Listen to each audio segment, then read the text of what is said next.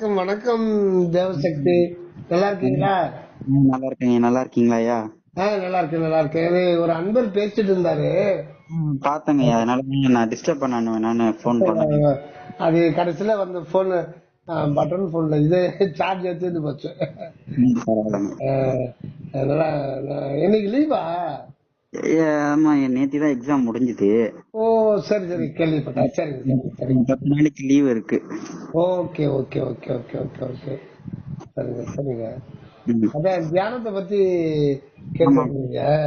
சொல்லியிருந்தாங்க ஐயா. Okay okay. இந்த இன்னைக்கு ஆஹ், ஒரு நிறைவான முறையில ம். அதை விசாரம் பண்ணிடுவோம். ஆ. இப்போ ம். இந்த கேள்வி பதில் மூலமாவே நம்ம இத கொண்டு போலாம். ம். ஆஹ், இப்ப எந்த ஒரு சந்தேகத்துக்கும் யார் ஆன்சர் பண்ணா சரியா இருக்கும், அது உள்ள பதிய வைக்க முடியும்னா இறைவன் இது பண்ணாதான் அது ஆன்மாவில பதியும். ம். அதனால நம்ம பேசுறதுனால அது வந்து தியானம் கூட்டிடும்னா அது உடனே வந்துராது. ம். இது வந்து இப்ப நம்ம பேச போறது வள்ளல் பெருமானுடைய திருவருட்பாவில் இருக்கிற அந்த ஒரு சூக்குமமான கருத்துக்களையும் அதுக்கான ஒரு நல்ல ஒரு விளக்கத்தை நம்ம அனகன் சுவாமி தயாநிதி சர்வானந்தா அவர்கள் மூலமா நம்ம தெரிஞ்சுக்கிட்டு இருக்கோம். ம். இப்போ அந்த இது வகையில இப்ப நம்ம கேள்வி பதில் மூலமா கொண்டு போனும்போது இப்போ நீங்க என்ன ஒரு இதை எதிர்பார்க்கறீங்களோ அதுக்கு வந்து உங்களுடைய அக மையத்திலேயே இருக்கு. ஆ. நீங்க என்ன ஒரு ஐயமும் திரிவும் அறுத்து எனது உடம்பினும் ஐயமும் நீக்கி அற்புறிஞ்சோதுன்றார் இல்லைங்களா? ஆ. அந்த திண்டுக்கல் சுவாமி என்ன சொல்லுவாருன்னா, ஐயங்களுக்கு எல்லாம் அருள்விடை அருள்விடை காண எண்ணில் உய்யக் கொண்டு ஓங்கும் ஒரு தயவு மையத்திலிருந்து ஓங்குவீர் உருப்பெறலாகும் உவந்து அப்படின்றார். ஆ. அந்த உருன்றது அந்த அருட்பெருஞ்சோதி தனிப்பெருங்கருணை தான் நம்முடைய உண்மையான அகவடிவமா இருக்குது. ம். அந்த அகவடிவத்துக்கு போயிட்டோம்னா எக்காலும் அழிவில்லாது பேரின்ப அனுபவத்தோடு நித்தியமாக வாழலாம் அப்படின்றதுதான் சுத்த சன்மார்க்கத்தினுடைய கோட்பாடு, இலக்கு எல்லாமே. அப்ப இதுக்கு இடையில நம்ம வந்து உடல் தான் நான் என்ற ஒரு மிக மிக அழுத்தமான இருநிலையில தான் இருக்கோம். ஆக நம்முடைய நிலை வந்து புலை உடலிலையும் அலை மனத்திலையும் தான் நம்ம அகப்பட்டிருக்கோம். இதுல இருந்து விடுபடுறதுக்குன்னா அந்த நிலையான அறிவு நிலைக்கு போனோம். அதுதான் சுவாமிகள் வந்து அறிவு நிலை இரு, அலை மனம் அசைவரு, அருளின் ஒளி பெரு, ஒருமையில் விளைவுறு. 4 பாயிண்ட் சொல்றாங்க. அறிவு நிலை இரு. அந்த அறிவு நிலைன்றது அறிவறியேன் அன்பறியேன் அப்படின்னு தான் பெருமானார் பாடுவார். அந்த அறிவுனாலே அது எதை குறிக்குதுன்னா மெய்ஞானத்தை தான் குறிக்குது. அந்த மெய்ஞானத்தை வந்து வள்ளல் பெருமான் தயவுன்றார். ஒப்பற்ற தயவு உடைய பேர் அறிவே பூரண இன்பமா. அதுதான் இந்த இடத்துல சொல்லும் போது நான் வந்து எப்படி இருக்கேன் அப்படின்னா எப்படி இருக்கேன், நான் எப்படி இருக்கணும்ன்றத சொல்லும் போது வள்ளல் பெருமான் குற்றமே உருவாய், குற்றமே மனமாய், குற்றமே வடிவாய், குற்றமே உயிராய், குற்றமே அறிவாய், குற்றமே அனுபவமாய் இருக்க. ஆனா எப்படி இருக்கணும்? அறிவே உருவாய், அறிவே மனமாய், அறிவே உயிராய், அறிவே வடிவாய், அறிவே அனுபவமாய், அறிவே அறிவாய், அப்படிதான் இருக்கணும். ஆனா நான் அப்படி இல்லைன்னு நமக்காக இறைவன்கிட்ட வேண்டார்.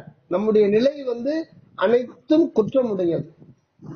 ஆனா ஞானிகள் நிலையில் அனைத்தும் அறிவு மையம். அறிவுன்றது இங்க வந்து கடவுள் அறிவு.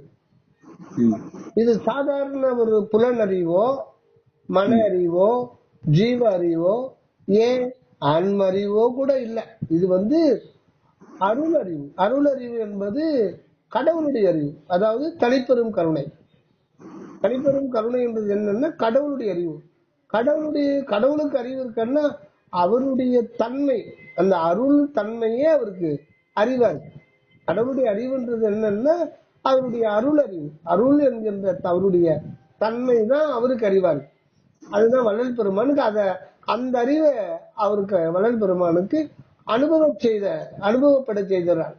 பிரிவு ஏது இனி உன்னை பிடித்தனம் உனக்கு நம்மறிவே வடிவு எனும் அற்புதம். நம்மறிவுன்னா இறைவனுடைய அறிவு, அதுதான் கடவுள் அறிவு, அதுதான் தனிப்பெருங்கல்ல, அதுதான் அருள் உணர்வு, அருள் அறிவு. அருள் அறிவு ஒன்றே அறிவு, மற்ற எல்லாம் மருள் அறிவு என்றே வகுத்தமைச்சுவமே. மன அறிவுல அறிவுனே சொல்லப்படாது, மன அறிவு அது சொல்லப்படாது. 5 பொறி அறிவு அது அறிவுன்னு சொல்லப்படாது, ஜீவ அறிவுன்னு சொல்லப்படாது. அறிவுனாலே அது சத்து பொருளாகி இறைவனை தான் குறிக்கிறது. அது அந்த அறிவு நிலை அந்த அறிவு நிலையில நாம போய் தங்கணும் அப்படின்னா அதுக்கு அதுதான் வள்ளல் பெருமான் மனதை சிற்றவை அறிவாக்குறுதி செய்ய வேண்டும் அப்படின்றார். அந்த சிற்றவையில் இருக்கிற அறிவாக மாத்தணும் மனதை. அதுக்கு மனம் அலைவு அறுக்கணும். அறிவு நிலை அலை மனம் அசைவரு அருளின் ஒளி பெறு, அருள் ஒளியை பெற்றுக்கொள். அந்த அருள் ஒளியை பெற்றுக்கொண்டோன்னு ஒருமை நிலையில இருக்கணும். இப்படி 4 ஸ்டெப்ஸ் சொல்றாங்க. இப்போ அந்த நிலை நமக்கு புரியல. அந்த உள்ள இருக்கிற அந்த மெய்யறிவு, மெய் உணர்தல், மெய்ஞானம், மெய்ஞான சித்தி அளித்த தேவே, தெருவில் கிடந்து விளையாடும் சிறியனுக்கு சிறிய பருவத்தில் மெய்ஞான சித்தி அளித்த பெருங்கருணை தேவி. மெய்ஞானம், மெய்யறிவு, சத்திய ஞானம். அங்க அறிவுனாலே அது இறைவனுடைய திருவருளைத்தான் குறிக்குது. அதுதான் ஒப்பற்ற தயவு உடைய பேரறிவே பூரண இன்பமாம் அப்படின்னா. இப்ப நம்ம அந்த அறிவாகவே நின்றுட்டோம்னா அவங்களுக்கு இறப்பு கிடையாதுன்றார். அந்த மெய்யறிவு மயமாக நின்றுட்டோம்னா அது மெய்ப்பொருள், அந்த மெய்யறிவும் மெய் அன்பும் ஆனது அந்த மெய்ப்பொருள். இப்போ அதுக்கு தானே நம்ம தியானம் பண்றோம் இல்லைங்களா? சரி, இப்போ கேள்வி பதில் முறையில நாம போறோம். ஏன்னா இந்த கேள்வி அப்படின்றது பதில் அப்படின்றதுக்கும் தமிழ்ல ஒரு அதி அற்புதமான ஒரு இது இருக்கு. எப்பவுமே நம்ம கேள்வி கேட்கறது அந்த விசாரம். நமக்கு நாமே கேள்வி கேட்கணும். நான் யார்? முதல்ல இந்த கேள்வி கேட்கணும். நான் என்பது என்ன? நான் என்பது ஏன்? நான் என்பது எப்படி வந்தது? இந்த மாதிரி ஒரு கேள்வி கேட்கணும். ஏன்னா இந்த கேள்வி என்ற சொல்ல பிரிங்க, என்ன பிரிக்க, எப்படி பிரிக்க முடியும்? கேள்விங்கிறீங்களா? அதை பிரிக்கணும். எதையுமே பிரித்து பார்க்கணும் தமிழை பொறுத்தவரை. ஏன்னா எல்லாமே இணைக்கப்பட்டிருக்கிறது. தமிழ் ஞான சித்தர்களால் அகநிலையிலிருந்து உணர்ந்து எழுத்துக்களையும் சொற்களையும் உருவாக்கணும். எழுத்துக்கள் ஒவ்வொன்றும் பார்த்து பார்த்து இறைவனுடைய ஆணைப்படி பார்த்து இணைத்துதான் நமக்கு கொடுத்திருக்காங்க. தமிழ் மொழி எழுத்து, ஒவ்வொரு எழுத்து அதனுடைய வடிவம், அதனுடைய பெண்டு கூட அது சிவானுபூதியை கொடுக்கும். இப்ப கேள்வி எப்படி பிரிப்பீங்க? கேள் கூட்டல் வி. சூப்பர். வி என்ற எழுத்து அருள் ஒளியையும் குறிக்கும், அது இல்லாம இன்மை பொருளையும் குறிக்கும். இன்மை பொருளையும் குறிக்கும் அந்த வி என்ற ஒரு எழுத்து. இப்போ மலம் இருக்கு இல்லையா? மலத்துக்கு முன்னாடி வி போடுங்க. விமலம். விமல் மெய்யா விமலா விடைப்பாக சொல்றாரா? விமலன்னா யாரு? இறைவனுக்கு பேர் விமலன். சத் விசாரம் சொல்றோம் இல்லைங்களா? சத்துன்ற வார்த்தை கேள்விப்பட்டிருக்கோம். சாரம்னா சார்ந்து வாழ்தல். சார்பு உணர்ந்து சார்பு கெட ஒழுகின் சார்தரா சார்தரு நோய். சார்புன்னா இறைவன் நமக்குள்ள சார்ந்திருப்பதை அறிந்து கொண்டு நாம் புறச்சார்பாகி இந்த புலால் உடலையும் இந்த மனோ தத்துவத்தையும் விலகி நாம் அகச்சார்பு பெற்றுக் கொண்டால் நாம் அழியாது வாழலாம்ன்றதுதான் சார்பு உணர்ந்து சார்பு கெட ஒழுகின் சார்தரா சார்தரு நோய். நோய்ன்றது இங்க பிறப்பு இறப்பு என்கின்ற நோய் தான். அங்க அது சார்புன்ற வார்த்தை கேட்டிருக்கோம். சாரம் சாரம் கட்டுறாங்கன்னா பில்டிங் கட்டும் போது செவர்லாம் எழுப்பிட்டு சாரம் கட்டுவாங்க. ஆமா. அதுக்கு மேல தனம் போட முடியும். ஆ. அப்புறம் அந்த சாரம் அப்புறமா தேவையில்லை. அப்ப நம்ம சார்ந்துடும். ம். அந்த சாரத்து மேல்தான் அந்த தனமே சார்ந்து இருக்கும். ம். அதான் சாரம். இப்ப சத்து சாரம் இதுக்கு இடையில ஒரு வார்த்தை இருக்கு, ஒரு எழுத்து இருக்கு. அது என்னது? டி. அந்த வி என்பது அருள் ஒளி.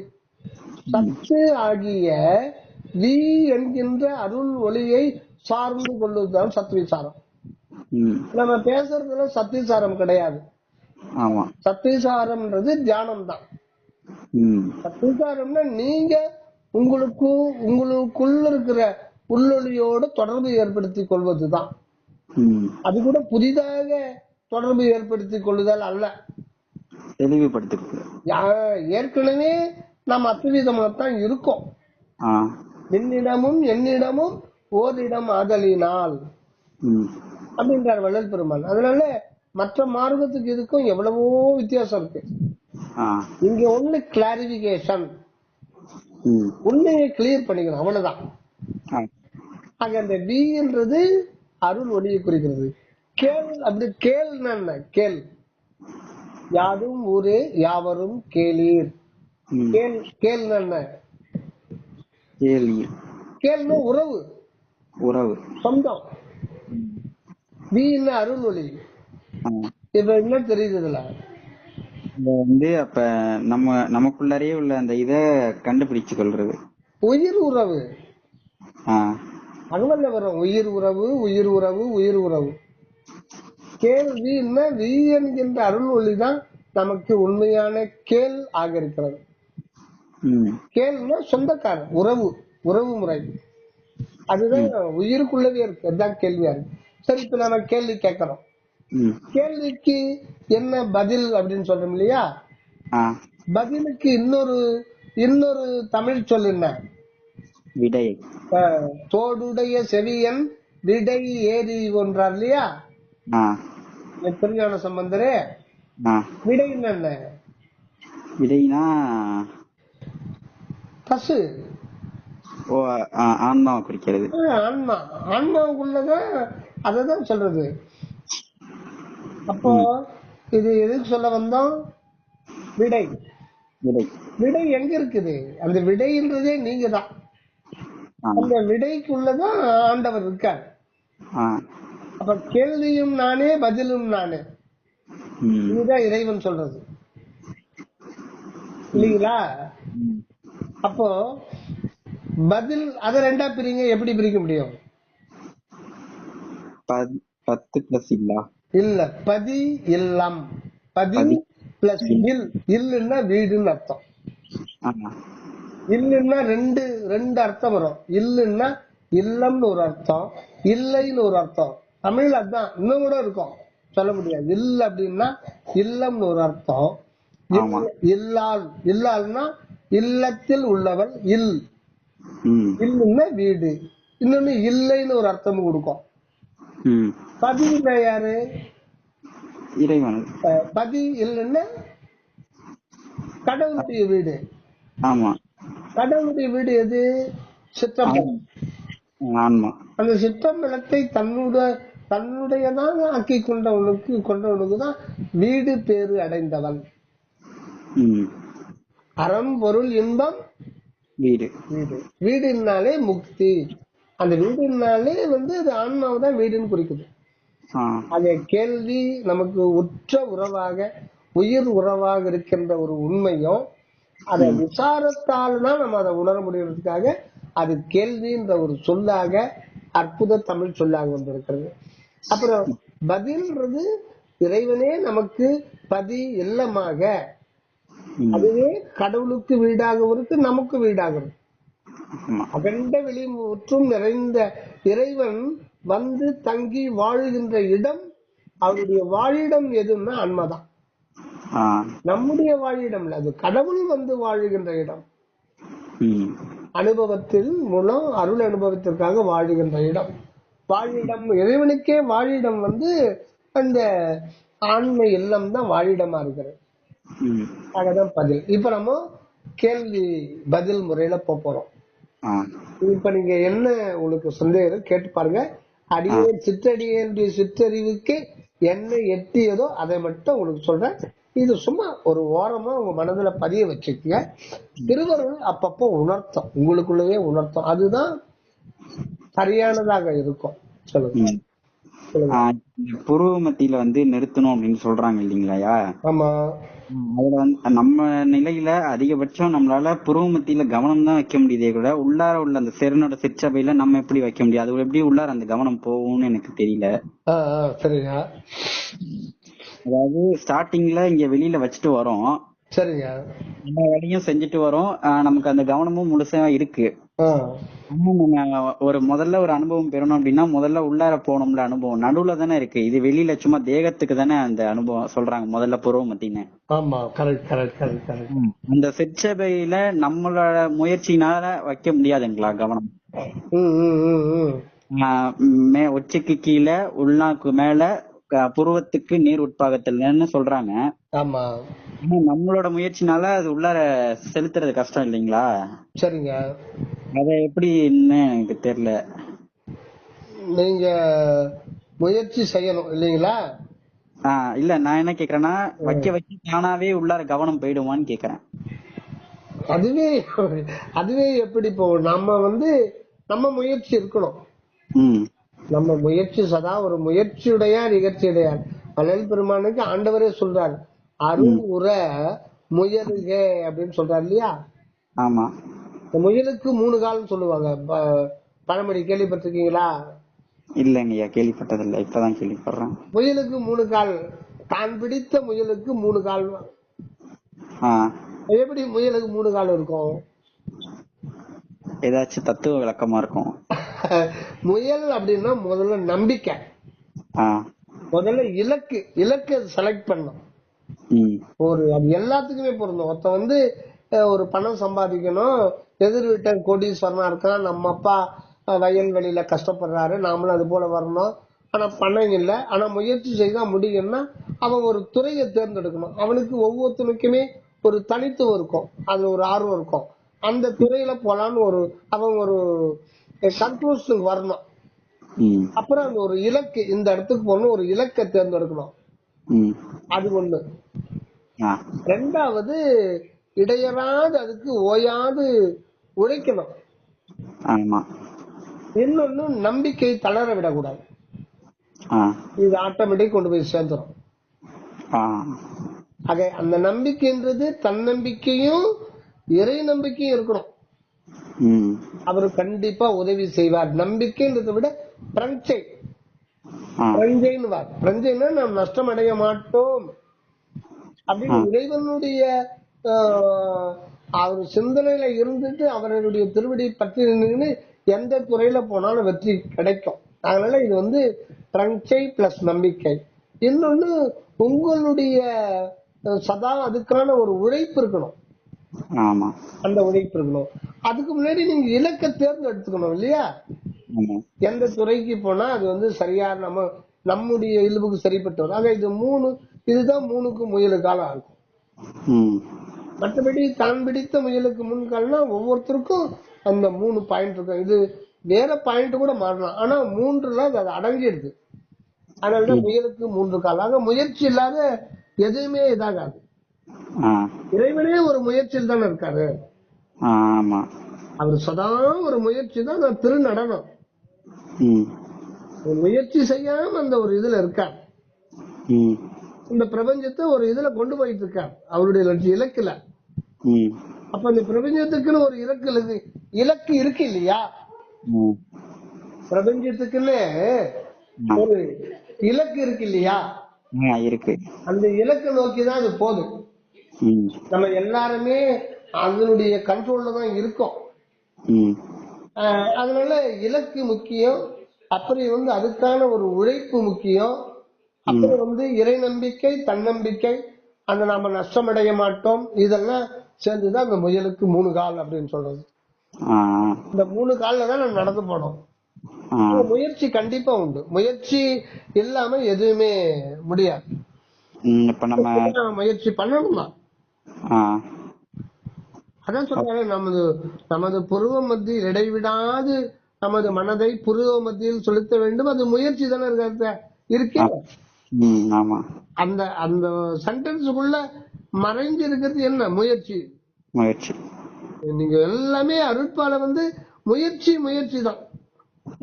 எந்த துறைக்கு போனாலும் அதை இப்படி செய்ய வேண்டும் அப்படி செய்ய வேண்டும் சொல்றாங்க இல்லைங்களா? நீங்க எந்த நூல் எடுத்தனாலும் உங்களுக்கு முயற்சி தான் வெவ்வேறு ரூபத்துல அது உபதேசமா வருது. செல்லும் அளவின் செலுத்துவேன் சிந்தையை, வெல்லும் அளவின் விடுவேன் வெகுளியைன்னு சொல்றாரு இல்லையா? ஆசை அறிமின் ஆசை அறிமின் ஈசனோட ஆயினும் ஆசை, எல்லாமே அதுக்கு பின்னாடி என்ன இருக்கு? முயற்சி தான் இருக்கு. எல்லாம் செயல் கூடும் என்னானை அம்பலத்தே எல்லாம் வல்லான் தனையே ஏத்துன்றார் இல்லையா? அதுக்கு பின்னாடி என்ன இருக்கு? ஆமா, எல்லாத்துக்கும் பின்னாடி முயற்சி இருக்கும். ஏன்னா இறைவனே அந்த முயற்சியை வச்சுதான் அந்த ஜீவன் அனுப்புறார் உலகத்துக்கு. அந்த முயற்சி தான் நமக்கு இப்ப அவாவா இருக்கு. இந்த முயற்சி நமக்கு அவாவா இருக்கு. அந்த அவாவை உள்பக்கமா திருப்பணும். அது வா ஆன் மாறணும். இப்ப நமக்கு அந்த தச்சுதந்திரம் இருக்காங்க, அந்த அளவுக்கு முயற்சி பண்ணி நம்ம மேல ஏறுவதற்கு அந்த அளவுக்கு நமக்கு தச்சுதந்திரம் இருக்கா? கண்டிப்பா கொடுத்துருக்கு. இந்த மனித பிறவி இப்ப நம்ம பேசிட்டு இருக்கோம் இல்லைங்களா? இந்த உலகத்துல எத்தனை பேர் அதை பேசுறாங்க? கம்மிதான். அப்ப நமக்கு அந்த ஒரு வாய்ப்பை கொடுத்திருக்கிறாருன்னா ஆண்டவர் அது சுத்த சன்மார்க்கத்துல இறைவனை எப்படி நாம சார்ந்து கொள்வதுன்றத பத்தி பேசுறோம்னா, இப்ப ஃபாஸ்ட் ஃபுட் கடையில நேரத்துக்கு எல்லாம் இருப்பாங்க. உங்க கூட படிச்ச பசங்களா சினிமா தேட்டர்லாம் இருப்பாங்க. அதை அலைய விட்டு அப்புறம் அவங்க அண்டர் ப்ராசஸ் வச்சு அடிபட்டு உதப்பட்டு தான் அப்புறமா கொண்டாந்து இங்க சாப்பாடு. இந்த அந்த வேலையெல்லாம் நம்ம முடிச்சிட்டு தான் இப்ப வந்திருக்கோம். அது நமக்கு முடிஞ்சு போச்சு. அந்த அடி உத குத்து வெட்டுலாம் நம்ம வாங்கிக்கிட்டு தான் இப்ப வந்திருக்கோம். சும்மா வரல, கழுத்த முடிச்சு இழுத்து கொண்டாந்து பாடி இருக்காரு. உள்ள வாடா, உள்ள வரலன்னா இன்னும் அடிதான் விடும். அதுதான் நம்ம உள்ள வரலன்னா உங்களுக்கு அடி. அதனால நம்ம முயற்சி செஞ்சுக்கிட்டே இருக்கணும். இந்த முயற்சியில கொஞ்சம் இடையில சறுக்கல் ஏற்படும். அதெல்லாம் பொருட்படுத்தக்கூடாது. அதெல்லாம் சகஜம். அதுக்கு சரவணா சாமி ஒரு உதாரணம் சொல்லுவார். அடியன் கேட்ட சாமிகள் கிட்ட அதெல்லாம் பண்ணாலும் அனுபவம் வரல சாமி. சாமி சொன்னாரு, ஜான் யாருன்னா போன சறுக்கல் சொல்லி சிரிச்சாரு. சிரிச்சாரு. பெரும்பாலும் நம்ம பார்க்கவே மாட்டார், ஒரு செகண்ட் தான் பாப்பாரு. கீழே தான் குனிஞ்சிருப்பாங்கன்னு நான் கேட்கிறேன். எப்பவுமே ஞானிகள் அவங்களுடைய பார்வையில விசேஷமான அருட்சக்தி பதிஞ்சிருக்கும். ஆமா, கண்ணை பார்க்க ரொம்ப நேரம் அவங்க காட்ட மாட்டாங்க. ஒரு செகண்ட் தான். ஒரு செகண்ட் இருக்க நமக்கு அந்த பக்குவம் அது ரொம்ப அற்புதமான பக்குவத்தை அது வர வச்சிடும். நம்ம முயற்சியை விட அவங்களுடைய பார்வை இருக்கு பாருங்க. வள்ளல் பெருமான் அதே மாதிரிதான். சத்திய ஞானிகள்லாம் அவங்கெல்லாம் நேர நம்ம மாதிரி எல்லாம் பார்த்து பேச மாட்டாங்க. ஒரு பக்கம் இருப்பாங்க. அவங்க பாக்குறதுலாம் ஒரு செகண்ட் தான் பார்ப்பாங்க. சூரிய சந்திர சக்திகளை முச்சு பெருமானாருக்கு வலது கண்ணையும் இடது கண்ணையும் கொடுத்திருக்காங்க. எண்ணிரு கண்களில் கொடுத்தே அதிசயம் இயற்றணும் வற்புறுந்தது. சாமி வள்ளல் பெருமான் ஒருத்தர புலால் இச்சையில இருக்காங்க, பயங்கரமான இச்சையில இருக்காங்க. அவங்க என்ன சொன்னாலும் விடுபட மாட்டாங்க. அவருடைய பார்வை ஒரு செகண்ட் பட்டுச்சோன்னா அவங்க எந்த ஜென்மத்துக்கும் புலால் பக்கமே போக மாட்டாங்களாம். இது தொழுவூர் வேலாயுத முதலியார் அவருடைய டைரியில குறிப்பில எழுதி வச்சிருக்காரு. வாக்கு மூலம் படிச்சிருக்கேன். ஆமா ஆமா. அதுல சுவாமிகளுடைய ஒரு செகண்ட் அப்படி பாத்துட்டாருன்னா அவங்களுக்கு புலால் சாப்பிட பழக்கம் விட்டு போயிருமா. அந்த மாதிரி அவங்க இறைவனுடைய ஆற்றல் நேரடியா அவங்களுடைய புறப்பொறிகள்ல படம். அவ்வளவு அதிசக்தி வாய்ந்த ஒரு ஆற்றல். ஆனா அந்த ஆற்றல் அந்த முழு இதுவுமே நமக்குள்ள இருக்கு.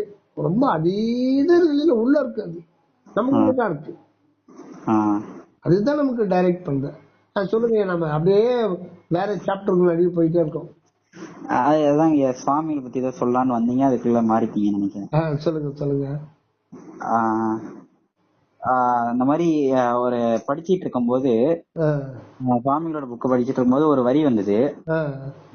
முதல்ல வந்து ஒவ்வொரு ஆன்மாவும் முதல் அறிவு பக்குவத்தை பெற்றுச்சுன்னா முழு பக்குவம் பட்டாதான் அடுத்த அறிவுக்கு போவோம் அப்படின்னு சொல்லியிருந்தாங்க. அப்படி பார்க்கும்போது நமக்கு இனிமேல் வந்து கீழ்நிலை பிரிவுகள் கிடையாதா அப்படின்னு ஒரு டவுட் வருது இல்லைங்களா? நிறைய இதுல வந்து ஐயோ பாவம் செஞ்சனா அடுத்து நீ நாயா பிறப்ப, வேடா பிறப்ப, அதனால செய்யாத அப்படிங்கிற போது நம்ம இது பார்க்கும்போது ஒரு மாதிரி தோணுது இல்லைங்களா? அது எப்படி? சாமி என்ன சொல்றாருன்னா, ஆண்டவருடைய சாம்ராஜ்யத்துல டீப் ப்ரமோஷன் பெரும்பாலும் இருக்காது. டீப் ப்ரமோஷன் வந்து 99% அந்த கீழ்நிலைக்கு போக விடமாட்டாங்க. ஆனா எங்கேயோ ஒருத்தனுக்கு வந்து அவங்க என்னதான் தண்டனை கொடுத்தாலும் திருந்தாத ஒரு ஜென்மம் இருக்கும். அவங்களுக்கு வந்து திருப்பி 5 அறிவிலையும் செலுத்திடுவாரு. ரொம்பவும் பண்றான்னா அவனை வந்து கள்ளி செடி அந்த மாதிரி சில காலம் இருக்கும் இருந்து அவனை கொஞ்சம் அமைதியா வச்சு அப்படிதான் திருப்பாரு. அது ரொம்ப ரேர். அதை வந்து வள்ளல் பெருமான் வந்து ஜீவகாரணி ஒழுக்கத்துல குறிப்பிட்டிருக்காரு.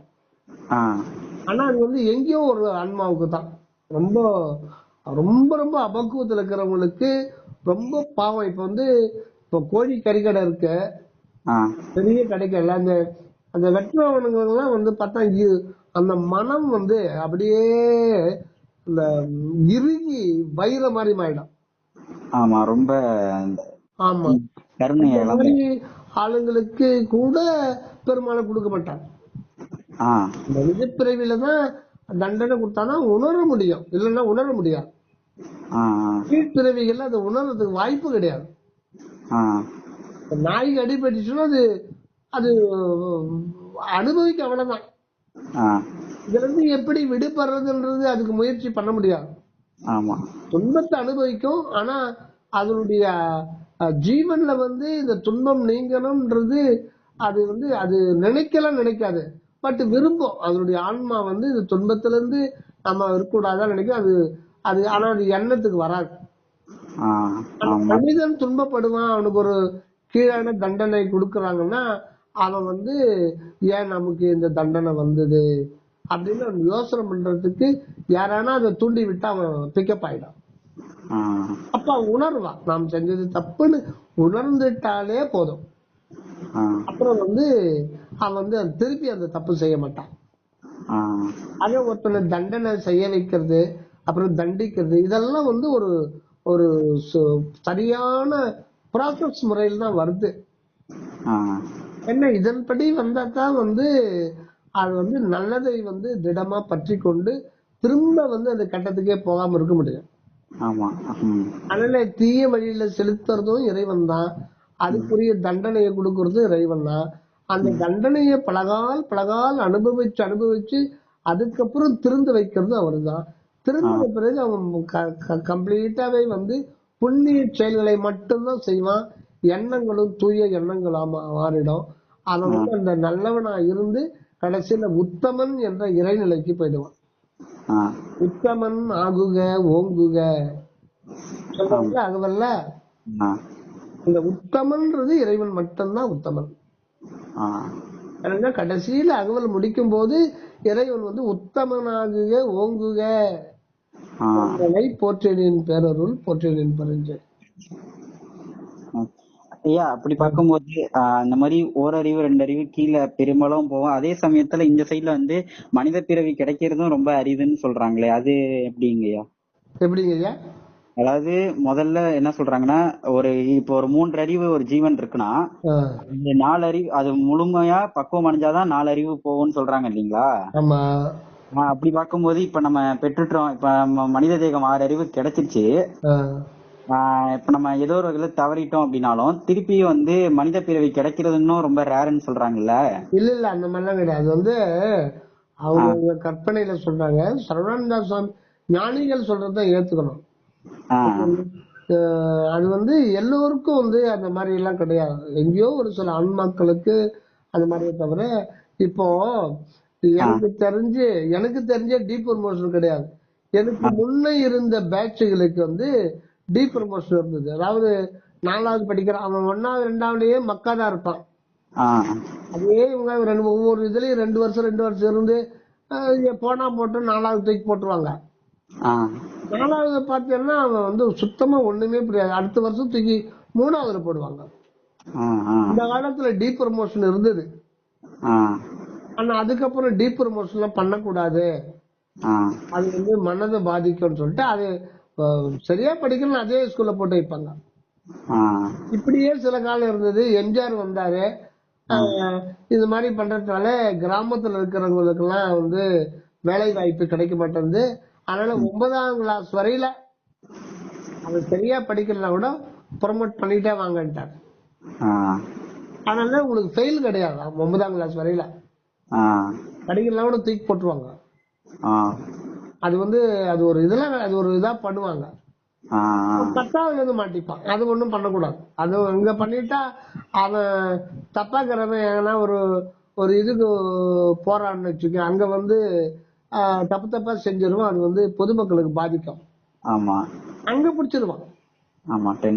அப்போ எதனா ஒரு கம்பெனில வந்து ஒரு லேபரா போனா கூட என்ன படிச்சிருக்கா 10th ஃபெயில்ல சேர்த்துப்பான், ஒரு வேலை வாய்ப்பு கிடைக்கும். அவனுக்கு பெரிய பொறுப்பு கொடுக்க மாட்டாங்க. 10th பாஸ் பண்ண நீங்க வந்து ஒரு பியூனா போறீங்கன்னா ஒரு பொறுப்பு வந்துடும். அந்த இடத்துல நீங்க ஏதாவது இடம் தெரியாம பண்ணிட்டீங்கன்னா அது வந்து சொசைட்டிக்கு பாதிப்பாயிடும் இல்லையா? அதனால அங்க பிடிச்சிருவாங்க எக்ஸாம்ல தெரிஞ்சுல. அந்த மாதிரிதான். அதனால இங்க இருக்கிற ஆட்சி செய்யற அரசர்களே டீ ப்ரமோட் பண்ண மாட்டாங்கன்னா இறைவன் எப்படி அருள் அரசரை எப்படி டீ ப்ரமோட் பண்ணுவாரு? பண்ண மாட்டாரு. மனித தேகத்திலேயே உங்களுக்கு வந்து வெவ்வேறு வியாதியும் சோதனையும் இந்த மாதிரி கொடுக்கும் போது தான் அவங்க வந்து நம்ம செஞ்சு தப்புன்னு ரியலைஸ் பண்றதுக்காக தான் அந்த துன்பத்தை கொடுக்கறாங்க. வேற தேகங்கள்ல துன்பத்தை ரியலைஸ் பண்றதுக்கு மனமே இருக்காத, அது வேஸ்டா தான் போகும். அதனால அது ரேர். அது இது வந்து அந்த காரணம் இறைவனுக்கு மட்டும்தான் தெரியும். அது அந்த நிலைக்கு நம்ம போய் ஆராய்ச்சி பண்ணிட்டு இருக்கிறது வேஸ்ட். சொல்லுங்க, தியானத்தை பத்தி தான் சொல்லுங்க. இல்ல இதுவும் கொஞ்சம் டவுட்டாவே வந்துருந்துச்சு, அதுக்காக மன்னிச்சிருங்க. சரிங்க. இந்த தியானத்துல வந்து 2 இது சொன்னாங்க இல்லைங்களா, இந்த தாமரைப்பூ 1000 தாமரைப்பூ இந்த இதழ்கள் இருந்து நடுவுல ஜோதி வழங்குவதாக பாதிக்கணும்னு ஒண்ணு சொன்னாங்க. இன்னொன்னு வந்து கற்பூர தியானம்னு ஒண்ணு சொல்லியிருந்தாங்க இல்லைங்களா? யார் சொன்னது? இல்ல, 2மே உரைநடையில இருந்துச்சு. உரைநடை பகுதியில என்ன சொல்றாங்க பெருமாள்னா, இந்த தேகத்தில் புருவமத்தியில் ஆன்ம அறிவு என்கின்ற கற்பூரத்தில், கற்பூரம் என்கின்ற ஆன்ம அறிவா? இல்ல, ஆன்ம அறிவு என்கின்ற கற்பூரத்திலா, கற்பூரம் என்கின்ற ஆன்ம அறிவிலா? ஆன்ம அறிவு கற்பூரத்தில் தான். ஒரு உதாரணம், அங்க கற்பூரத்தை கொண்டு போய் எங்க வைப்பீங்க? இருக்குதாங்க கற்பூரம்? உள்ள கற்பூரம் இருக்கா? ஆன்ம அறிவு என்கின்ற கற்பூரத்தில் அருள் என்கின்ற தீபம், தீபம் என்கின்ற அருளா, அருள் என்கின்ற தீபமா? அருள் என்கின்றது. என்கின்றன்னா அதுக்கு வந்து எக்ஸாம்பிள் சொல்ல வர்றாரு. அங்க வந்து அருவம் தான், அத முதல்ல நம்ம தெரிஞ்சுக்கணும். சித்தம்பலம்ன்றது அந்த இடத்துல இறைவன் அருவ நிலையில தான் ஆட்சி புரிஞ்சிட்டு இருக்காரு. நம்ம நினைக்கிற மாதிரி தீப வடிவம் அந்த மாதிரி எல்லாம் கிடையாது.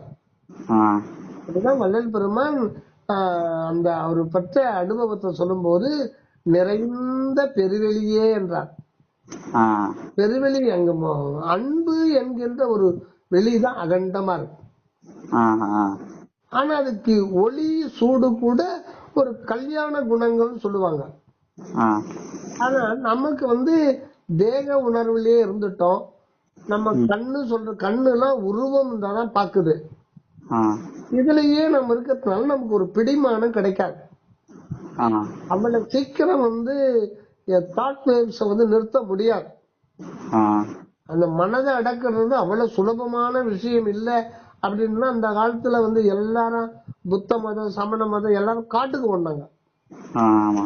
காட்டுக்கு ஓடி கடுந்தவம் பண்ணதுக்கு காரணம் என்னன்னா அந்த மனதை அடக்க முடியல.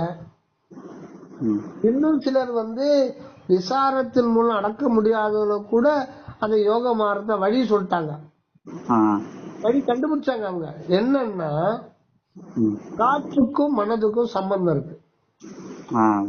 ஏன்னா மனம் காற்று தத்துவம் தான். இதயத்துல இருக்கும் போது மனம் காற்று தத்துவத்தில் தான் இருக்காது. ஆனா உண்மையில அதனுடைய பிறப்பிடம் உள்ளொளியில் தான் பிறக்குது. ஆனா இதயத்துக்கு சேரும் போது அது காற்று தத்துவம் ஆட் ஆகும் போதுதான் அது என்ன அலைகளா மாறுது. அதனால இப்போ இதுலயே நம்ம 100 பிறவிக்கு மேல அலைபட்டு இருக்கிறது. நம்ம சட்டுன்னு வரணும், அது விசாரத்தில் தான் வரணும். சுத்த சன்மார்க்க சொல்லப்படுகின்ற நல்ல விசாரணைன்னு வரும் வளன் பெருமான்.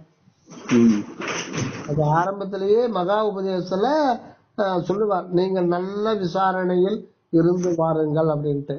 அதை வேறுபடுத்தி காமிப்பார். மற்ற சமய மத யோக மார்க்கங்கள்ல இருக்கிற டிஃபரன்சியேட்ட சொல்றார். இதுக்கு பேர் நல்ல விசாரம். அதை பத்தி இன்னொரு நாளைக்கு இது பண்ணலாம். இந்த ஒரு விசாரணையில போனோம். ஆனா அதுக்கான ஒரு இது அந்த காலத்துல கிடையாது. ஆனா என்ன பண்ணாங்க, காற்றுக்கும் மனதுக்கும் சம்பந்தம் இருக்கிறத கண்டுபிடிச்சு இந்த காற்றை கும்பகம் பண்ண ஆரம்பிச்சாங்க. இடங்களை பெண்களை வழியா ஓடுது இல்லையா, அது இப்ப நம்ம 2 துளைகள் இருக்கு இல்லையா நாசில, 2 துளைகள்ல ஒரு துளை தான் இயங்கும்.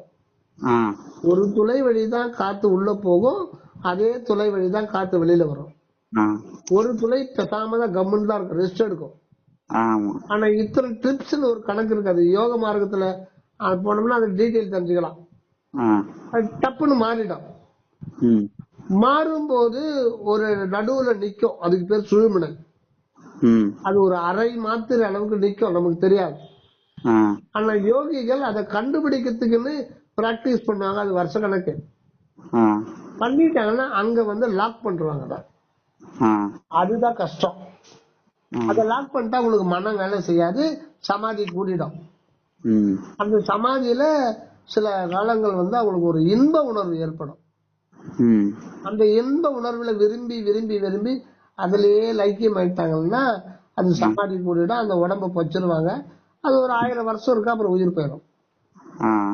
இதுதான் உலகத்துல இருக்கிறவங்க பெருசா கருதி அந்த சமாதி கோயில வச்சு ஒரு கடவுளோட 2 கலந்து வாடுறாங்க அப்படின்னு சொல்லிக்கிறாங்க.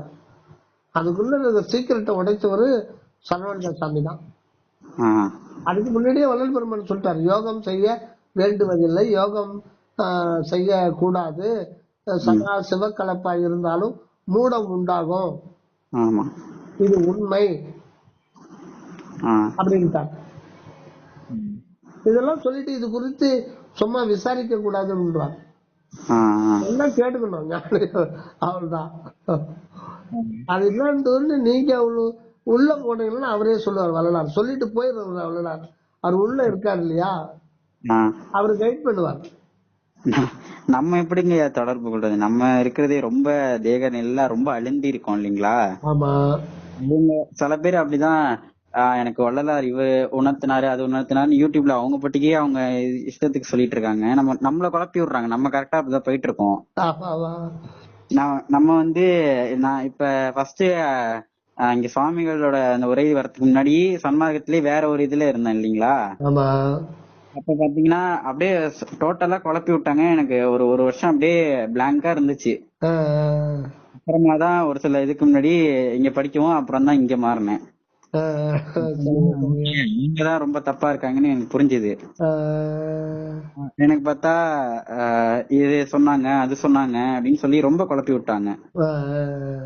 நமக்கு அதுல ஈடுபாடே இல்லாத மாதிரி ஆயிடுச்சு. என்னன்னா வாட்சி யோகம் பண்றவங்க கூட வள்ளலார் போட்டோ பெருசா மாட்டிக்கிறாங்க. ஆமா, ஒரு அன்பர் ஒரு 15 வருஷமே கூட்டு போனாரு, வாங்க அவர் வள்ளலார் அன்பர் பார்த்து வரலான்னாரு. இருக்குன்னா கூட விடல, பைக்கில் தானே வந்தோம் பார்த்து போறாங்க. அவர் பார்த்தா வாசி யோகம் சொல்லி கொடுத்துக்கிறாரு, பின்னாடி பெருசா வள்ளலார் படம் போட்டிருக்காரு. சம்பந்தம் இல்ல. இப்ப யூடியூப்ல நிறைய பேர் ஏன்னா வள்ளலார் இப்ப ஏன் லைக் பண்றாங்கன்னா, இப்ப எல்லாருக்குமே இந்த ஜாதி சமய வேறுபாடு எல்லாம் கொஞ்சம் கொஞ்சமா அது அக உலகத்துல பற்று வருது.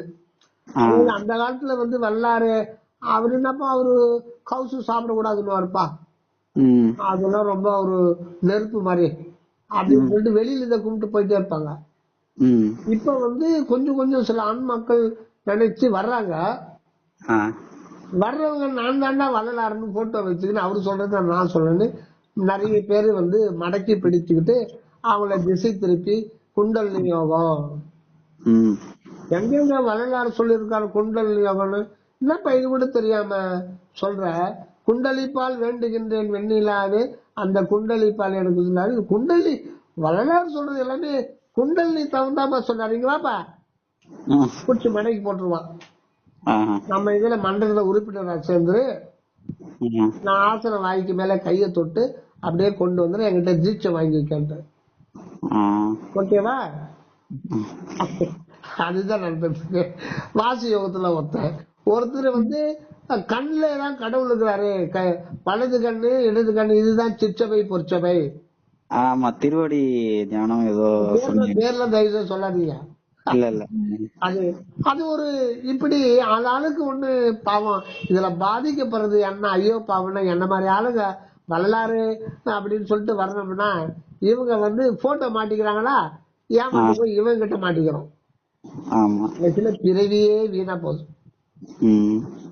அந்த மாதிரி பண்ணிட்டு இருக்காங்க. அதெல்லாம் வெகு விரைவில் அவங்க எல்லாம் துண்ட காணும் துணிய காணும் ஓடுற மாதிரி பண்ணிடுவாங்க வரலாறு. ஐயா, இப்ப முதல்ல எப்படி தியானம் பண்றதுன்னு ஒரு ஸ்டெப் சொல்லிடுங்க ஐயா, எனக்கு கொஞ்சம் இதா இருக்கு இல்லீங்களா? சரி, தியானம் பண்ண போறீங்களா? ஆமா. ஏன் பண்ண போறீங்க? ஏன்னா அந்த அக நோக்கி உள்ளார பொருந்தி இருக்கணும்னு நான் படிச்சுட்டு வரேன் இல்லீங்களா அந்த புக்க. ஆமா. அது வந்து இப்ப உள்ளார போகணும்னா ஃபர்ஸ்ட் ஸ்டார்டிங்ல இங்க இருந்து தானே பண்ணிட்டு வரணும். நீங்க எங்க இருக்கிறீங்க இப்போ? புரியலங்கய்யா. இப்ப உள்ளார போனோம்ன்றீங்க இல்லையா, நீங்க எங்க இருக்கிறீங்க இப்போ? என்ன சொல்றது, இப்பதான் கேள்வி ஆரம்பிச்சிருக்கோம். உள்ளார போனோம்ன்றீங்க, அப்ப நீங்க வெளியில தான் இருக்கிறீங்களா? இல்ல, தெரிஞ்சுக்கிறதுக்கு. இல்ல, உள்ளார போனோம்ன்றீங்க, அப்ப நீங்க வெளியில இருக்கிறீங்க தானே அர்த்தம். ஆமா. அது உங்களுடைய மன நினைப்பா என்னது? அது எதை வச்சு நீங்க வெளியில இருக்கிற முடிவு பண்ணிட்டு அப்புறம் உள்ள போகணும்னு நினைக்கிறீங்க? அந்த நான்கிற உணர்வு. அது ஏன் வெளியில வந்து தெரியலீங்களே. நீங்க ஏன் வெளியில இருக்கிறீங்க, நீங்க ஏன் உள்ள போறீங்க? உள்ள இருக்கிறவரு அப்ப ரெண்டு பொருள் இருக்கா? உள்ளே வெளியே ரெண்டு இருக்கா உலகத்துல? இல்ல. வெளியே அப்படி உங்களுடைய கருத்து பிரகாரம் நீங்க வெளியில இருக்கிறீங்க, உள்ள ஒண்ணு இருக்கு, நீங்க வெளியில இருக்கிறீங்க இப்ப இல்லையா? உங்களுடைய கண்டென்ட்ஸ் வச்சுதான் நான் சொல்றேன். நீங்க வெளியில இருக்கிறீங்க, ஏதோ ஒரு பொருள் உள்ள இருக்கு, அந்த உள்ள போறீங்க இல்லைங்களா? ஏன் உங்களுக்கு அந்த பிரச்சனை? அப்புறம் தலைவலிக்குது. நீங்க வெளியில இருக்கிறவங்க நீங்க வெளியில இருந்துங்க, உள்ள இருக்கிறவங்க சிவனேன்னு அவர் உள்ள இருந்துகிட்டோம், நீங்க உள்ள போறீங்க இல்ல, என்ன ப்ராப்ளத்துக்காக உள்ள போறீங்க?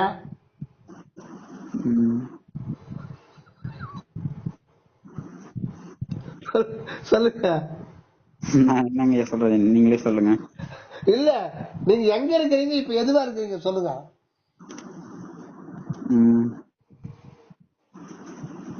இல்ல, உங்களுடைய சென்டென்ஸ் பிரகாரம் உள்ள போனேன்னு சொன்னீங்க இல்லைங்களா? அப்ப வெளியில இருக்கிறீங்க, நான் வெளியில இருக்கிறேன்னு அர்த்தம். வெளியில எதுவா இருக்கிறீங்கன்னு சொல்லுங்க. Please explain.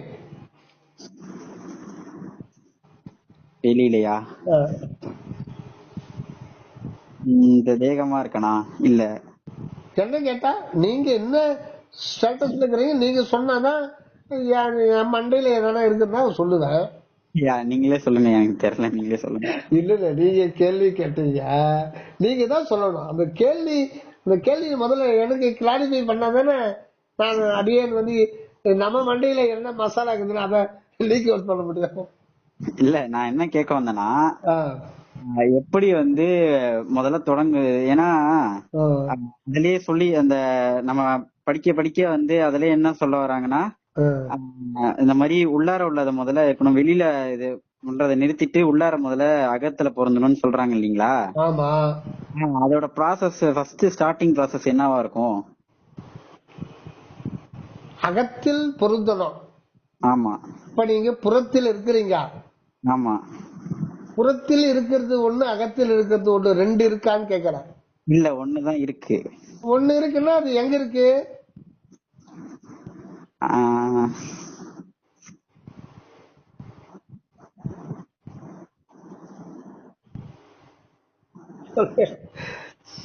சொல்லுங்க.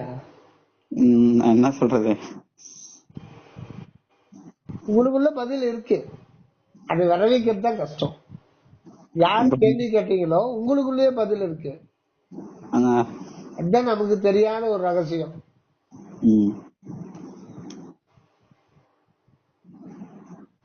இல்ல, நான் கேக்குறது உங்களுக்கு புரியுதுங்களா? நான் என்ன சொல்ல வரேங்க? நல்லா புரியுது. ஆனா நீங்க புரிஞ்சுக்கிட்டு கேள்வி கேக்குறீங்க, எனக்கு புரியல. எனக்கு அது எப்படி சொல்ல வருதுன்னு சரியா தெரியல. சொல்லுங்க, வேற வகையில கேளுங்க. வேற வகையிலயா? எப்படி கேக்குறது?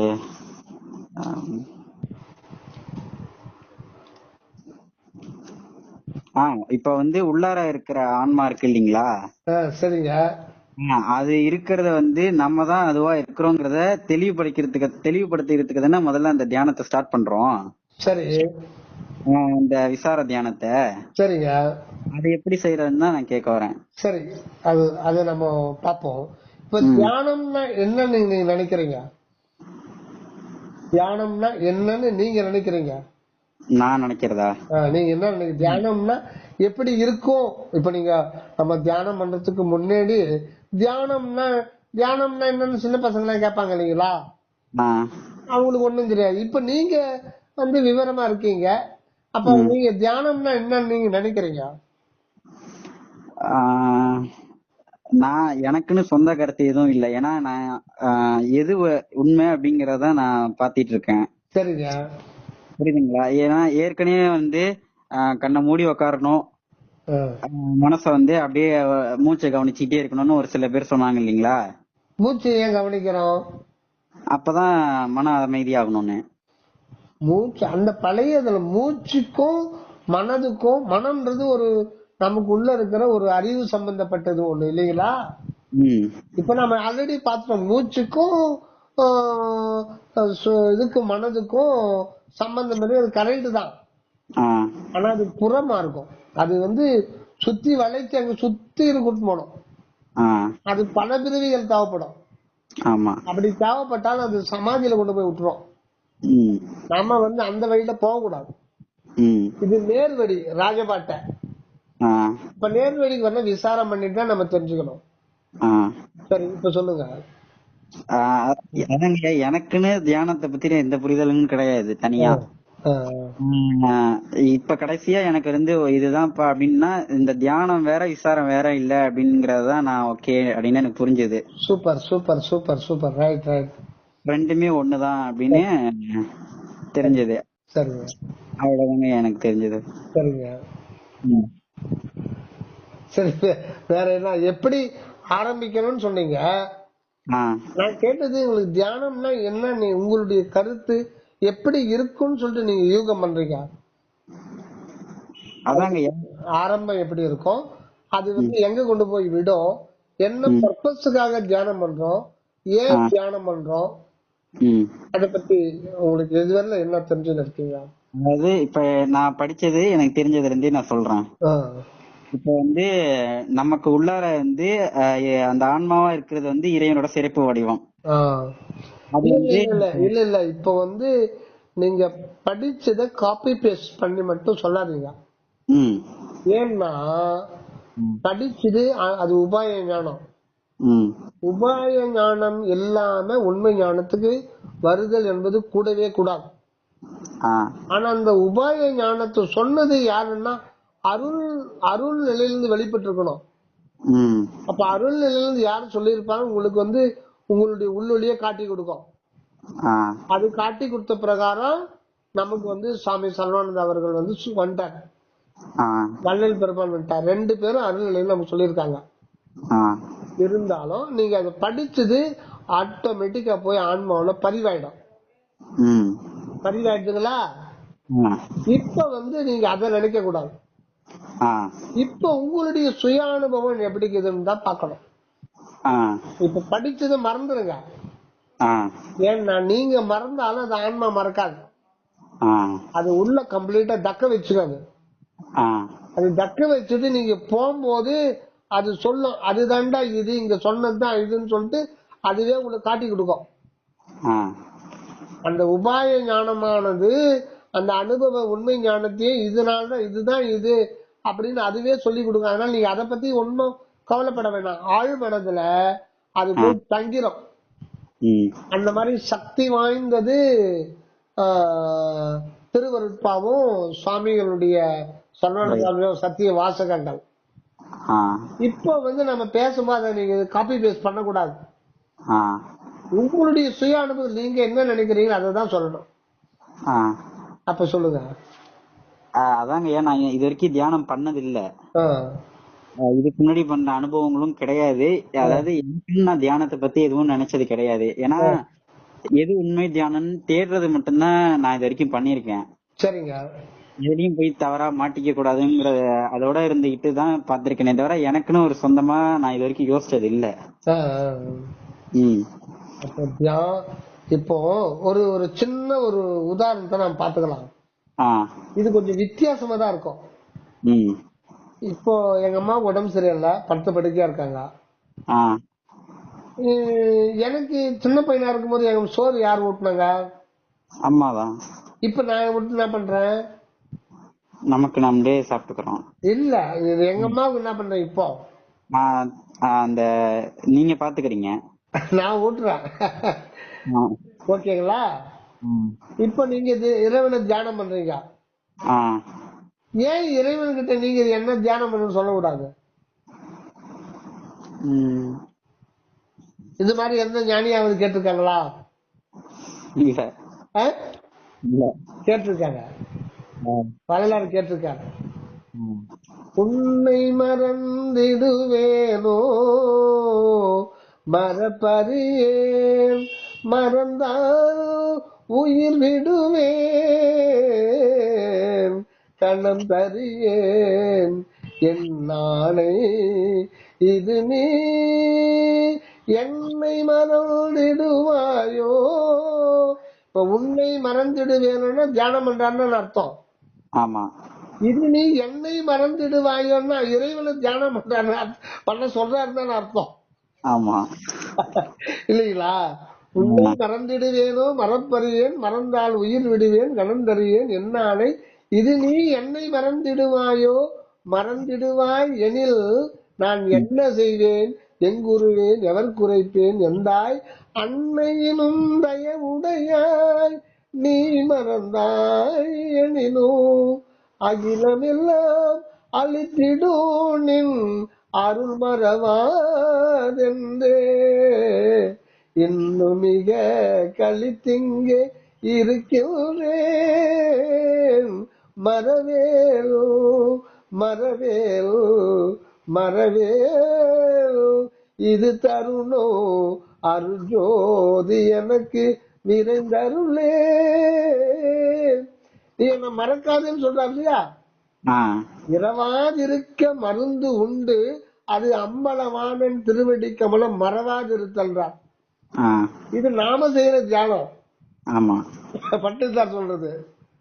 வள்ளலான் ஐயா நான் தியானம் பண்ணிட்டேன், இனிமேல் நான் சும்மா சும்மா என்ன தியானம் பண்ண வைக்காத, நீ என்ன தியானம் பண்ண. இந்த பாட்டு வருதா? மறவேல் நீ மறந்தாலும் உன்னுடைய அருள் என்ன மறக்காது. அது ஒரு பக்கம் இருக்கட்டும், நீ கூட என்ன மறக்காத இல்லீங்களா? ஆனா திருநாவுக்கரசர் பெருமான் என்ன சொல்றாரு? உருவாய் பிறக்கினும் புண்ணியா நின்னடி என் மனத்தே வழுவாது இருக்க வரம் தர வேண்டும். நான் உன்னை மறவாது இருக்கணும் அப்படின்றார். ஆனா மாணிக்க வாசகர் ரெண்டுத்தையும் வள்ளலார் சொன்னது இவங்க சொன்னது ரெண்டுத்தையும் சேர்த்து ஒண்ணு சொல்றார். இமைப்பொழுதும் என் நெஞ்சில் நீங்காதான் தாழ்வாழ்க. இந்த வார்த்தையில இறைவன் வந்து மாணிக்க வாசகரை விடாம இது பண்ணிக்கிறாரா, இல்ல மாணிக்க வாசகர் இறைவனை விடாம பிடிச்சுக்கிறாரா? சொல்லுங்க பாக்கலாம். மாணிக்க வாசகர் தான் இறைவனை வந்து மறக்காம இருக்கணும் அப்படிங்கிற மாதிரி கேக்குறாங்க. இமைப்பொழுதும் என் நெஞ்சில் நீங்காதான், நான் மறக்கவே மாட்டேன். ஆனா அதுக்கு உள்ள இன்னொரு அர்த்தம் இருக்கு. இமைப்பொழுதும் என் நெஞ்சில் நீங்காதான், என்னை விட்டு அவன் போகவே மாட்டான். வருதா ரெண்டு அர்த்தம்? தனியா உட்காந்து யோசனை பண்ணுங்க. இமைப்பொழுதும் என் நெஞ்சில் நீங்காதான், அவன் வந்து நீங்க மாட்டான். அப்ப அவங்களும் தியானம் பண்றதா அர்த்தமாயிடுது. இப்ப இறைவன் வந்து சிவபெருமான் வந்து தட்சிணாமூர்த்தி கோலத்துல இருக்காரு இல்லைங்களா? அது என்ன கோலம்? அது மகா மௌன நிலை, தியான கோலத்துல தானே இருக்காரு. அது என்ன தியானம் பண்றாரு? சிவபெருமானை காமிக்கும் போது தியானத்துல இருக்கிற மாதிரி தான் காமிப்பாங்க. அவர் அங்க உள்ள அந்த அந்த நிலையில இருக்கிறதுனால்தான் நமக்கு வந்து நான் நான் அப்படின்ற இருக்கிறேன்ற உணர்வு சதா வெளிப்பட்டுக்கிட்டே இருக்கு. அவர் அந்த ஒரு நிலை உண்மை நிலையிலிருந்து விட்டு அவர் வழுவவே மாட்டார். உள்ளிருந்து அனகமா வெளிப்படுறதுனால்தான் நமக்கு வந்து உடல் விளங்குது, உயிர் விளங்குது, மனம் விளங்குது, அனைத்தும் விளங்குது. இதுதான் சீக்ரெட். வள்ளல் பெருமானு தோழி கிட்ட சொல்றாரு, ஏண்டி மன தோழி கிட்ட கேக்குறாரு, அத ஒரு பெண்ணா உருவகம் பண்ணு. என்னுடைய கணவர் அம்பலத்துல ஆடலன்னா இது மனம் சதா அலைகளோட அலைஞ்சுக்கிட்டு இருக்கு இல்லையா? என்னால கட்டுப்படுத்த முடியலன்னா இது நினைக்குது, அதை நினைக்குது, எனக்கு தியானம் பண்ண வரல, தியானத்துல உட்காந்தாதான் இந்த குரங்குலாம் ஆடுதுன்னா சொல்லிடுகிற இல்லையா? அப்போ வள்ளலார் வந்து மனம் என்ற தோழிக்கு சொல்றார், நீ கட்டுப்படுத்த முன்னாலும் சரி கட்டுப்படுத்தலன்னாலும் சரி எப்படி பண்ணாலும் என்னுடைய கணவர் அங்க ஆட்டம் போடலன்னா நீ இருக்கவே மாட்ட. நீ குலுக்குவதும் மினுக்குவதும் வெளுத்து விடும் காணே. மனத்தோழி சொல்றார், நீ குலுக்குவதும் மினுக்குவதும் வெளுத்து விடும். ஒண்ணு இல்ல, அங்க நடராஜ பெருமான் திருநடனம் புரியுறார் இல்லையா? அது ஒரு தத்துவ கற்பனை தான். உள்ளொளிதான் உண்மை நடராஜர் நமக்குள்ளதான் இருக்கு. இப்ப நம்ம நடராஜர் மாதிரியே அதை வச்சுப்போம். அவர் நடனத்தை நிறுத்துவார நடனத்தை மாட்டாரு. சப்போஸ் நம்ம ரெண்டு பேரும் மட்டும் சீக்கிரட்டா பேசிப்போம், யாருக்கும் தெரிய வேண்டாம். ஓகேங்களா? சப்போஸ் நடனத்தை கொஞ்சம் ரெஸ்ட் எடுக்கிறேன், அந்த அம்மா கிட்ட சொல்லிடுறாரு, தேவி நான் கொஞ்சம் ரெஸ்ட் எடுக்கிறேன், கொஞ்சம் ஓய்வு எடுத்துக்கிறேன்.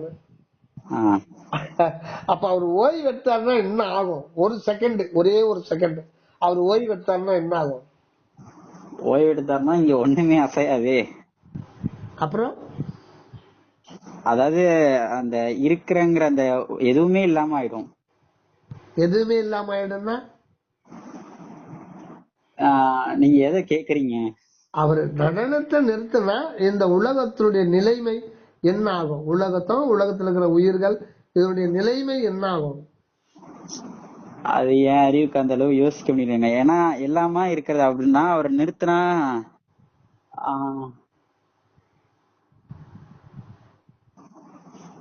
அப்படி இருக்க முடியாதுங்களையா? நான் அதான் சொன்னேன், இது ஒரு கற்பனை. அப்படி நிறுத்தினான்னு வச்சுக்கோங்க, என்ன ஆகும் நம்ம தெரிஞ்சுக்கணும் இல்லையா? அதுல ஒண்ணும் தப்பு இல்லையா? அவர் நடனத்தை நிறுத்திட்டு கொஞ்சம் ரெஸ்ட் எடுக்கணும்னு நினைக்கிறார் தேவி கிட்ட சொல்லிட்டு. என்ன ஆகும்? இந்த உலகத்தினுடைய நிலைமை அப்ப என்னவா இருக்கும்? எதுவுமே பண்ண முடியாது, எதுவுமே இருக்கிற அந்த உணர்வே இல்லாத மாதிரி ஆயிடும் உலகமே. அது உணர்வை விட்டுடுங்க, உலகத்தினுடைய நிலை என்ன? அதாவது அவரே நிறுத்திட்டாருன்னா உலகம் எப்படி ஏதா அசைய முடியும்னு நான் கேக்குறேன். புரியுதுங்களா? அங்கதான் ப்ராப்ளமே இருக்கு. நீங்க அசையறதுக்கு வந்துட்டீங்க, அங்க அணுவே இருக்காது. உலகம்ன்றது ஃபர்ஸ்ட் பொருட்சக்தி, கிரியா சக்தி, ஞான சக்தி, யோக சக்தி, அருட்சக்தி, 5 சக்திகளாலான. இதுல முதல்ல இருக்கிறது பொருட்சக்தி. இப்போ ஒரு பொருள் எடுத்துக்கிறீங்க, ஒரு தங்கம் ஒரு அணு எடுத்துக்கிறீங்க, தங்கம்ன்ற ஒரு அணுவுல அது ஒரு கடுகளவு தங்கத்துல கோடிக்கணக்கான கோடிக்கணக்கான தனித்தனி தங்க அணுக்கள் இருக்கு. ஒரு தங்க அணுத்துல ஒரு 72, தோராயமா சொல்றேன், 72 புரோட்டானு, 72 எலக்ட்ரானு, கொஞ்சம் இது இருக்கும், நியூட்ரான் இருக்கும்.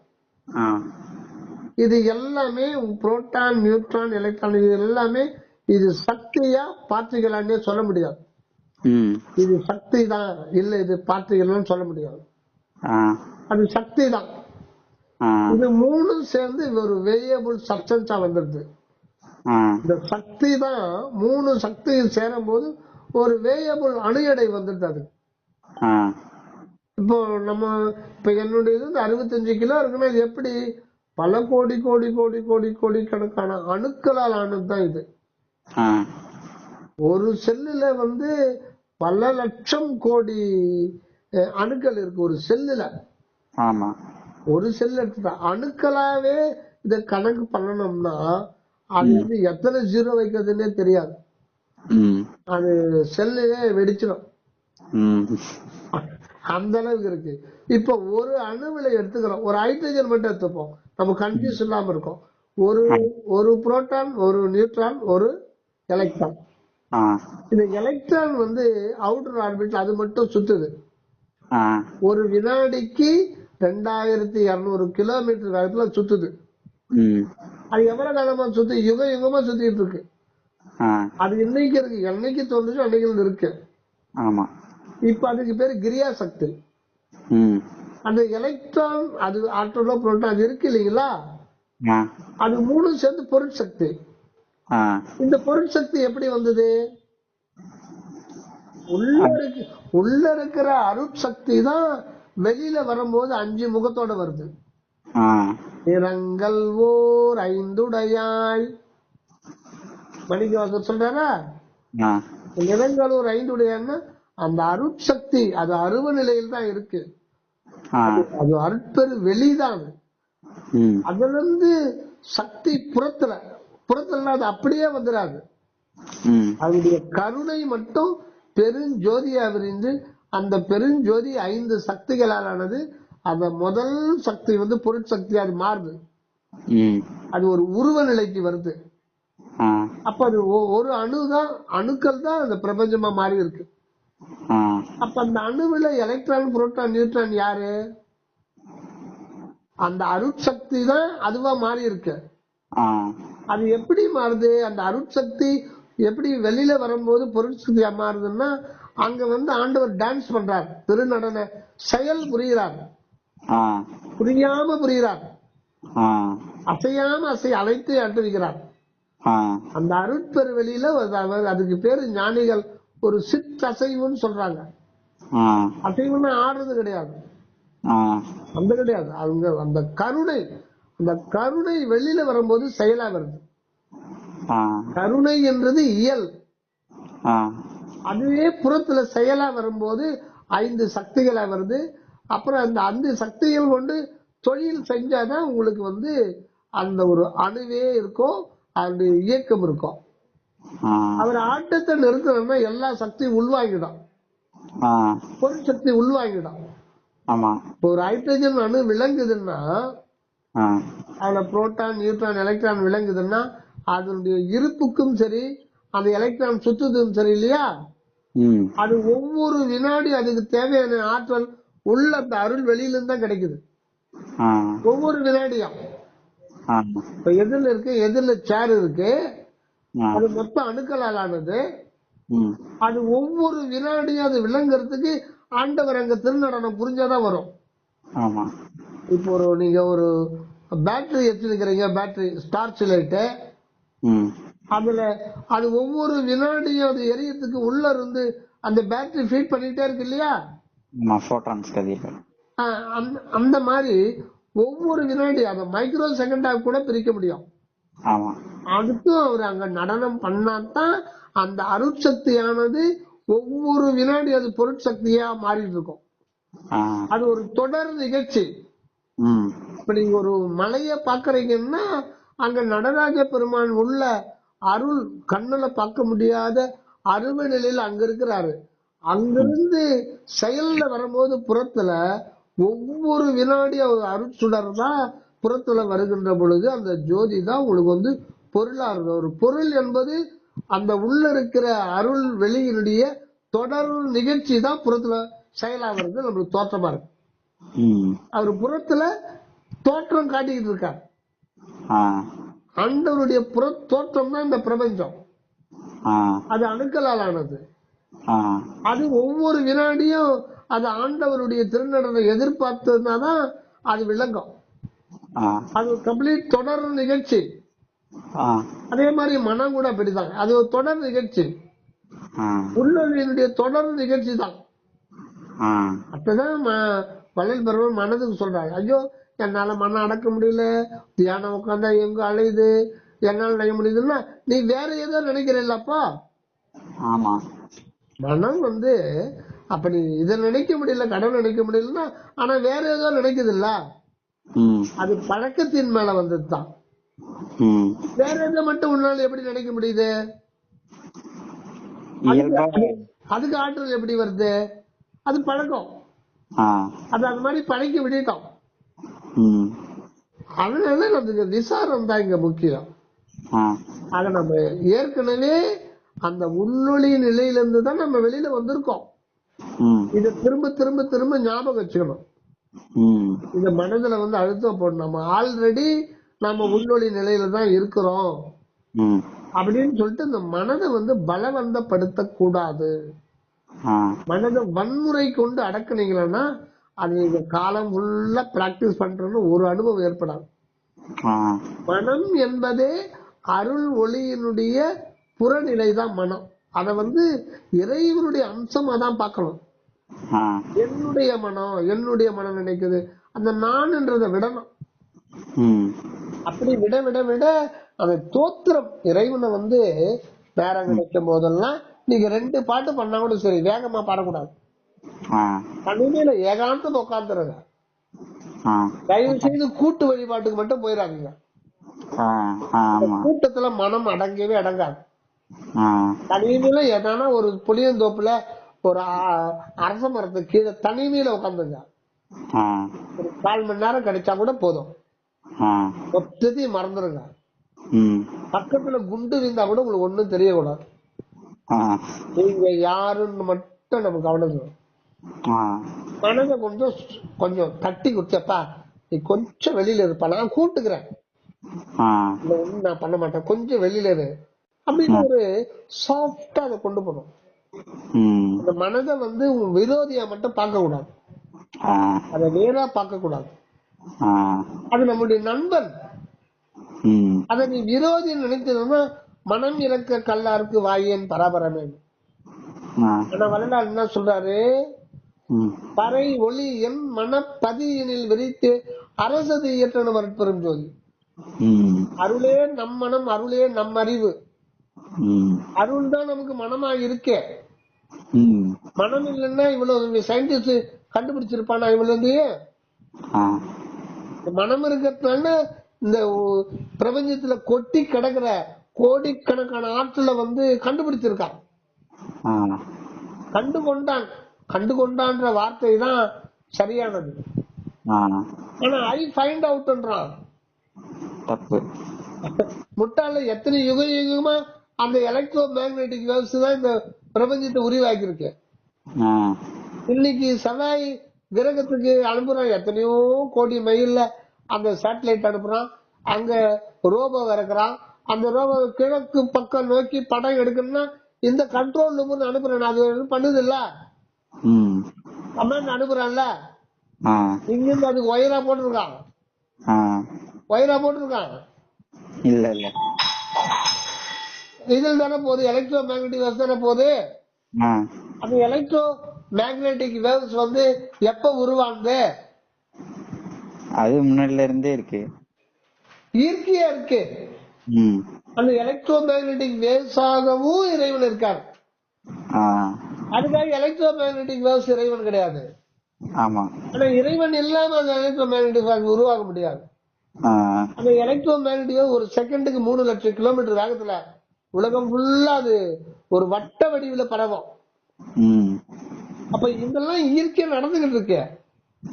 இத கண்டுபிடிச்சு ஐ ஃபைண்ட் அவுட்ன்றான். அங்க வந்து ஆணவம் நிக்குது.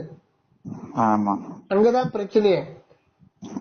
அவன் கடவுள் ஐயோ இது எப்படி இயங்குது, இது யாரு உருவாக்கணும், அந்த நிலைக்கு போறதே கிடையாது. நான் கண்டுபிடிச்சேன், அதனால நான் ரேடியோ உருவாக்கிட்டேன். அது எலக்ட்ரோ மேக்னெட்டிக் வேவ்ஸ் ஒளியும் கடத்தக்கூடியது. அதை ப்ரூவ் பண்றதுக்கு வானொலி, அப்புறம் தொலைக்காட்சி. நீங்க சாதாரண பாக்கெட், அந்த காலத்து 50 வருஷம் பாக்கெட் கேலண்டர் கூட அந்த எலக்ட்ரிசிட்டி இருக்கணும். அந்த எலக்ட்ரோ மேக்னெட்டிக் வேவ்ஸ் தான் ஒரு அணுவுக்குள்ள எலக்ட்ரானா இருக்கு. அந்த எலக்ட்ரானுடைய ஃப்ரீ எலக்ட்ரானுடைய மின்னோட்டம் தான் எலக்ட்ரிசிட்டியா மாறுது. எல்லாத்துக்கும் காரணம் அந்த எலக்ட்ரோ மேக்னெட்டிக் வேவ்ஸ் தான். எலக்ட்ரோ மேக்னெட்டிக் ஃபீல்டு அதுதான் இந்த பிரபஞ்சத்தையே உருவாக்கி இருக்கு. அது எப்படி வந்துச்சு? அது இயற்கையிலே இருக்கு. அதான் அனைத்தும் இயற்கைன்னுவான். அதெல்லாம் அது கண்ட்ரோல் பண்றதுன்னு ஒண்ணு கிடையாதுன்றான். அது தானா இருக்கு, தானா வந்ததுன்றான். அந்த தானா இயற்கைக்கு இன்னொரு பேரு தானாதான். அது இயற்கைக்கு இன்னொரு பெயர் தானா. தானா அது இறைவனுக்கு இன்னொரு பேர் தானா. தான் ஒரு தானாய் தானே தானாய் ஊனீர் விளக்கு ஒருதனி பொருளே. அது வந்து தனி என்கின்ற ஒரு தானாதான் இறைவன். தானானான் நானானான் ஒரு நானும் தானமானான். அனைத்தும் தானா இருக்கு, தானா வந்தது, தானா விளங்குது, தோன்றுது, அழியுது. ஆனா அந்த தானா, உண்மையான தானா வந்து தோன்றுதலும் இல்லை, அவருக்கு அழிதலும் இல்லை. அது ஒரு அருணிநாதர் பெறுவார். யானாய் என்னை விழுங்கி வெறும் தானாய் நிலை நின்றது கற்பரமே. அங்க தானா இவனுடைய இது வந்து அது இயற்கையா வருது. அது வந்து அதுக்காக இதெல்லாம் கண்காணிக்கிறதுன்னு ஒரு சக்தி இல்லைன்றான் இந்த முட்டாள். இவன் அதுக்குன்னு ஒரு கழகம் ஆரம்பிச்சுட்டான். வேலை நாடுகள் அவன் கழகம் ஆரம்பிக்காமையே அவன் வந்து ஒரு இதுல இருக்கான், திடமான நான் தான் எல்லாமே நான் தான் மைண்ட் செட். ஆக உலகம் உள்ள இந்த கடவுள் மறுப்பு கொள்கைன்றது அதிகாலத்துல இருக்கு. அப்போ நம்ம எதுக்கு சொல்றோம்னா, தியானம்ன்றது ரொம்ப எளிமையா கொண்டு கொடுத்தவர் தான் வள்ளல் பெருமாள். இங்க வந்து மனதை இருக்கணும், பலவந்தப்படுத்தணும் அப்படின்லாம் செய்யக்கூடாது. அது வந்து வன்முறை கொண்டு வரும். எல்லாத்தையுமே கடவுள் மயமா நம்ம பார்க்கணும். இந்த தியானத்துக்கு முதல்ல அந்த தீப சுடர் மாதிரி பாக்கிறதுனா ஒரு எல்கேஜில, இப்ப எல்கேஜில இப்ப பையனை முதல்ல எல்கேஜில சேர்க்கும் போது, எல்கேஜிக்கு முன்னாடி போகும்போது 1, 2 சொன்னா அவனுக்கு புரியாது எதுவுமே. குழந்தைக்கு என்ன புரியும்? எல்கேஜி சேர்க்கும் போது அந்த புத்தகத்துல போட்டிருக்கோம் இங்கிலீஷ்ல, ஒரு கத்திரிக்காய் போடுவான், எதிரில 1 பனானான்னு போடுவான், 1 பிரிஞ்சால்னு போடுவான், 2 வாழைப்பழம் போடுவான், எதிரில 2 பனானான்னு போடுவான், 3 ரோசஸ் பொம்மை போடுவான், எதிரில 3 ரோசஸ் போடுவான். இது சொல்லும் போதுதான் அந்த குழந்தைக்கு விளக்கமா புரியும். அப்புறம் எல்கேஜி ஆஃப் இயர்லி முடிச்ச உடனே இப்ப என்ன சொல்லுவாங்க, என்ன சொன்னா கூட அந்த குழந்தைக்கு வரும். ஒண்ணு என்னன்னா என்ன வரும்னா, 2 கையை தூக்கின்னு இதுல ஒரு விரல நீட்ட சொல்லுவாங்க, அது ஒரு 2 சொல்லுவாங்க. இது பாரு 2 வந்துட்டா அந்த குழந்தைக்கு அப்புறம் இந்த விரல்ல 2 விரல நீட்டு, அந்த விரல 2, மொத்தம் எத்தனை? அது கொஞ்ச நேரம் திகைக்கும். இதுக்கு பேர் 4. அது படம் பார்த்து விளக்குறது. அப்ப நம்ம 2ஆம் கிளாஸ் வந்த பிறகு அதெல்லாம் தேவையா? இல்ல. அதே மாதிரிதான் பாவனைக்கு கடந்தது சுத்த சன்மார்க்கம். இந்த பாவனை வந்து ஆரம்ப கட்டத்துல தேவை. அது வந்து அறிவுருவ நிலை. அதுக்கப்புறம் அகநிலைக்கு வந்துடணும். இதெல்லாம் குயிக்கா நமக்கு டைம் கிடையாது. எல்லாமே குயிக்கா முடிக்கணும். அதனாலதான் வள்ளல் பெருமான் கொஞ்ச காலம் சொல்லுவார் மகா உபதேசத்துல. குயிக்கா அந்த சாதனையை சீக்கிரம் முடிச்சுக்கிட்டு முன்னேறிக்கிட்டே வாங்க. ஏன்னா நமக்கு காலம் இல்லை அப்படின்னு எப்போ எப்ப இந்த உடம்புல உயிர் பிரின்னு சொல்ல முடியாது. அதுக்குள்ள எல்லாத்தையும் நம்ம குயிக்கா முடிச்சுக்கணும், நம்ம வந்து வேலையை முடிச்சுக்கணும். அதனால தியானத்தை பத்தி நமக்கு நம்ம வள்ளலார் அன்பொழியில நிறைய போட்டிருக்கோம். அதுல நீங்க அந்த 4 ஸ்டெப்ஸ் தியானம், 3 ஸ்டெப்ஸ் தியானம், 4 ஸ்டெப்ஸ் தியானம் சொல்லியிருக்கேன். நம்முடைய தியானத்துடைய கோல் வந்து 7-13. இதுதான் கோல் ஷார்ட்டா. 7-13. ஆமா, 7-13 அப்படின்னு. 7 நிராதார நிலை. மூலாதாரம், சுவாதிட்டானம், மணிபுரம், அநாகதம், விசுத்தி, ஆக்கினை. இதெல்லாம் தேகத்துக்கு உட்பட்டது. இந்த 6வது ஆதாரமாகிய ஆக்கினைன்னா நம்ம பிராக்டிஸே தொடங்கணும். அதனால சுத்த சன்மார்க்கமும் கண்டத்துக்கு மேலன்ட்டார். அதனால நீங்க எடுத்த உடனே புருவ மத்தி. புருவ மத்தியன்னா இன்னொருத்தங்கிட்ட போயிடாதீங்க. அவங்க புருவ மத்தி என்னன்னு சொல்லணும்னா, புருவத்தின் மத்தியா இருபுருவல் மத்தியா புருவ மத்தி சொன்னா அதுக்கு தனியா எக்ஸ்பிளைன் கொடுத்து உங்களுக்கு டைவர்ட் பண்ணி போய் குழியில தள்ளிடுவாங்க. அவங்க ரெடியா குழி வச்சுட்டு இருப்பாங்க, அந்த குழியில போய் தள்ளுவாங்க. அந்த வரைக்கும் அந்த குழியில எழுந்துக்க முடியாம இருக்காங்க. இது நல்லா இருக்கு ஏன்னு அந்த பக்கம் போயிடாதீங்க. இல்ல நான் இங்க பாத்துட்டேன்ல, இத வந்து ரொம்ப டைட்டா பிடிச்சிட்டேன். இனிமேல் வேற எந்த சைடும் பாக்குறது இல்ல. உரை விளக்கம் வந்ததுல இருந்து, நான் படிக்க ஆரம்பிச்சதுல இருந்து மத்த எந்த சைடுமே போறது இல்ல.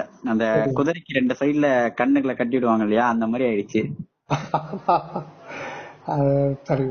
இறைவனுக்கு வள்ளலாருக்கு தேங்க்ஸ் சொல்லுங்க. ஏன்னா பெருமானாருடைய படத்தை வச்சுக்கிட்டு அவரு சொன்னது தானே நான் சொல்றேன், அவர் சொன்னாங்கடா இங்க அப்படின்ட்டு மடக்கிட்டு, ஆனா வந்து என் காலில் வந்து தீட்சை மட்டும் வாங்கிக்கங்க, குருவா ஏத்துங்க. உலக குருன்றான், உலக மகா குரு, எல்லாமே உலக குருன்றான். என்ன பண்ணுது கலிகாலம். சரிங்க, தியானத்தை பத்தியே இன்னும் பேசல போலக்குது. நம்ம ஏற்கனவே மற்ற இதுல இருக்கு, நம்ம குழுவுல இருக்கு. இன்னொரு நாளைக்கு இப்ப ஒரு இப்ப ஏதாவது கொஞ்சம் ஏதாவது ஒரு சின்ன ஒரு இது கிடைச்சிருக்கா? கிடைச்சிருக்கீங்க. ஏன்னா முன்னாடி இருந்த, அதாவது எனக்கு இப்பதான் புரிஞ்சிருக்கு. அதாவது பழைய மைண்ட் செட்டுக்கும் புது மைண்ட் செட்டுக்கும் இப்பதான் கொஞ்சம் எனக்கு டிஃபரன்ஸே புரியுது. சன்மார்க்கத்துல இருக்கும்னு நினைச்சுக்கிட்டே பழைய அந்த சிந்தனையிலே இருந்திருக்கும். அதுல இருந்து வெளியே வர்றதுக்கு இப்பதான் எனக்கே புரியுது. அது வித்தியாசம் புரிஞ்சது இப்பதான். அதுவும் நீங்க வந்து 12th ஸ்டாண்டர்ட் படிக்கிறது இந்த வயசுல வருதுன்னா, எங்களுக்கு எல்லாம் 4-5 கழுத வயசாச்சு. இப்பதான் கொஞ்சோண்டு கிஞ்சித்து ஒரு அணுவளவு நமக்கு ஏதோ பிச்சை போட்டிருக்காரு வள்ளலாறு. 12 வயசுலயே வந்து ஒரு பெரிய டாப்ல வந்து பிடிச்சி பாக்குறீங்க, அது ஒரு பெரிய கிஃப்ட். ஆனா இவ்வளவு சீக்கிரம் வர்றது நீங்க பல பிறவிகளை வந்து கடினம் பாடுபட்டு இருக்கீங்க, அதுதான் முக்கியம். என்ன சாமி சொல்லுவாரு, எந்தத்துல ஒரு பிறவில ஒருத்தர் பயிற்சியை முடிச்சிருக்காரோ அதே இடத்துலதான் அடுத்த பிறவில அங்கிருந்து தொடரும். அது ஒரு 16, 17, 18 வயசுல அது பிக்கப் ஆயிட்டோம். அந்த மாதிரிதான் உங்களுக்கு வந்து ஒரு பெரிய கிஃப்ட் உங்களுக்கு, சாதாரணமானது இல்ல. அதான் சுவாமிகளோட ஒரே